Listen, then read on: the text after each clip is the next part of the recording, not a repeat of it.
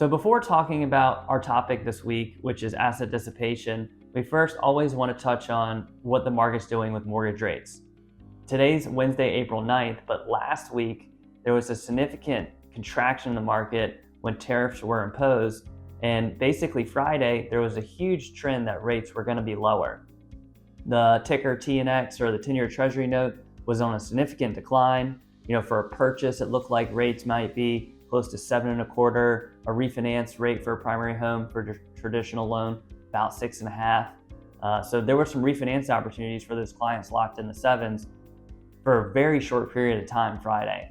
But this week, even though it's only been 2 business days so far, rates really have been on a significant trend upwards.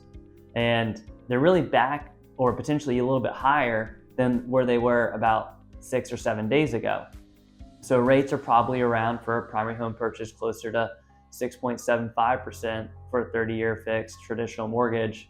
And it just is surprising that even though there's a contraction in the stock market, rates really are on a significant trend upwards, especially from being what looked like a likely trend downward. So it's kind of surprising to see it. It'll be interesting to see what happens Friday. Friday is always a toss-up day.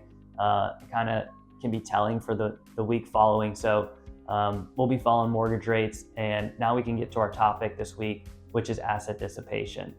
So asset dissipation is basically a way for borrowers to create income when they have a large set of assets. Typically, those assets are in some type of IRA or 401k account. And for traditional asset dissipation guidelines by Fannie and Freddie, a borrower has to be 62 years old.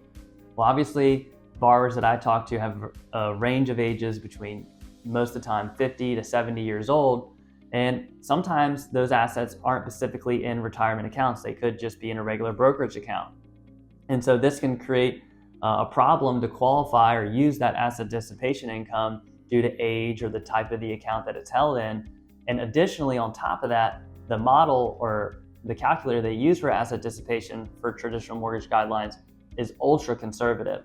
So I've rarely had the opportunity to use the traditional Fannie Mae asset dissipation calculator to help borrowers qualify. I've only used it probably 1 or 2 times in my career of 8 years, so not very often. Now, when it comes to a previous way I used to calculate asset dissipation at another company in 2020 and 2021, it didn't matter what age the borrower was, and it also didn't matter what type of account the assets were held in. And I have a new program now, which is much more like the 2020 and 2021 asset dissipation calculator, where I can use not only the assets in different accounts and also where the borrower's not 62 years old, but the income I'm able to use, or the calculator, is much more favorable for borrowers to qualify and just makes more logical sense. Now, that asset dissipation calculator, I think, is still pretty conservative. The assets basically have to essentially continue a monthly income stream for 3 years to qualify for that set of income number. But basically, it's just a much more favorable way to calculate income. And additionally, you don't have all these rules about what account it can be in and the age of the borrower. So one of the biggest success stories I ever had in my career was financing a house in Pine Island.